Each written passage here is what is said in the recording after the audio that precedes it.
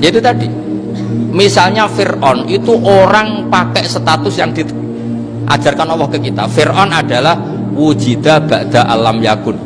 Fir'aun adalah makhluk yang sekarang ada, tapi dulu-dulunya tidak ada. Padahal sebelum ada Fir'aun sudah ada bumi, ada langit, ada matahari. Sebelum ada Yesus, ada Isa, sudah ada bumi, ada matahari. Artinya apa? Zaman langit bumi ada, penyebabnya Isa apa enggak? Enggak kan? Karena dia ada setelah adanya langit dan bumi. Fir'aun juga gitu, Yesus juga gitu, semuanya begitu. Makanya Allah mengajari kita apa? Hal ata alal insani hinum minad dahri lam yakun syai'am madhkura. Katakan manusia itu siapa? Manusia adalah makhluk wujud yang dulu tidak ada. Sekarang banyak enggak orang yang sudah kaya sebelum Pak Jokowi jadi presiden, sebelum Pak SBY jadi presiden, sebelum Pak Karno jadi presiden? Banyak enggak yang sudah kaya sebelum? Banyak kan? Artinya yang mengkayakan itu presiden Pak Allah. Sekarang kamu miskin, kamu nggak bisa nyalahkan Pak Jokowi. Sebelum Pak Jokowi presiden kamu sudah miskin. Ya, artinya yang memiskinkan itu presiden apa takdir? Takdir. Makanya wa anna ila rabbikal muntaha wa annahu adhaka wa abka wa annahu amata wa ahya wa annahu khalaqaz zawjaini dzakara wal unsa. Jadi kita miskin ya karena kehendak Allah, kita kaya kan semua itu karena Allah. Tapi kita terjebak hukum modern. Nak presiden iki sejahtera, anak iki ora. Ya mungkin secara bahasa syariat mungkin ada benarnya, tapi kita ini kan dilatih ilmu hakikat. Tak ulang malam 13 Dzulhijjah masuk ilmu nejik syariat tok. Oh gak pinter-pinter banget cek gobloke kan gitu. Daftar wali kok ilmune ngono iku ora iso. Ini penting saya utarakan. Jadi saya ulang lagi. Makanya di Quran itu ilmu tertinggi diantaranya menurut orang tasawuf qulillah tsummadarhum fi khaudihim yalabun.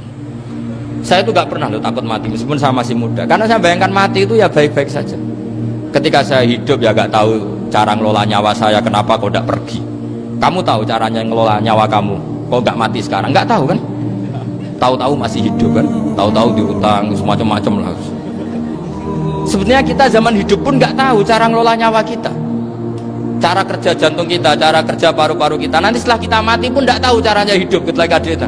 Tapi anehnya kita, mosok manusia sudah dilemah iso hidup lagi. Memangnya kita sekarang bisa hidup karena kita tahu-tahu ya hidup. Ditekdir anak yang melarat, PSL, orang lain ditekdir anak Kiai, Gus, Mulyo. Kita kan tidak pernah bisa milih bapak itu ora iso. Ngerti-ngerti anak Karmen, anak Karlan itu sudah gak tahu. Artinya gini, ya sudah ya Allah, ketika saya hidup ya tidak tahu kenapa saya hidup, pasti Engkau yang menghidupkan.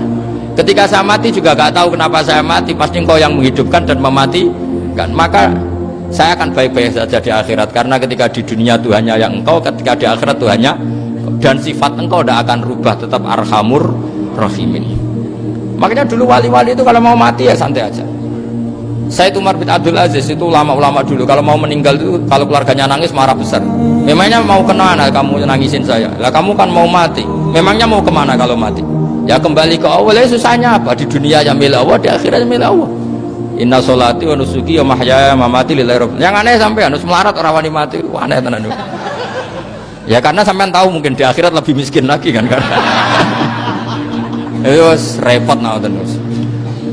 Coba kalau dari awal kita menstatuskan diri kita biadillah, inna sholati wa nusuki wa mahyaya wa mamati. Tapi kamu salah status, mengatakan kehidupan adalah momen untuk mencari kesejahteraan, kehidupan adalah momen untuk cari karir. Kamu mensifati kehidupan secara salah, jika kamu terjebak nyari karir, nyari kaya.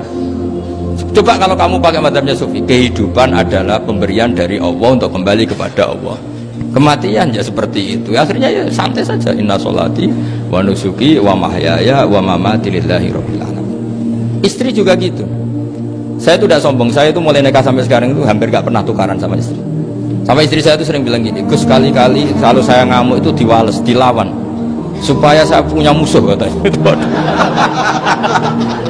Betul ya? Ya saya bilang gini, Allah itu maha baik sama saya. Ketika harmonis, ganjaran saya ya lewat harmonis itu, sehingga saya ngasih uang menyenangkan Anda.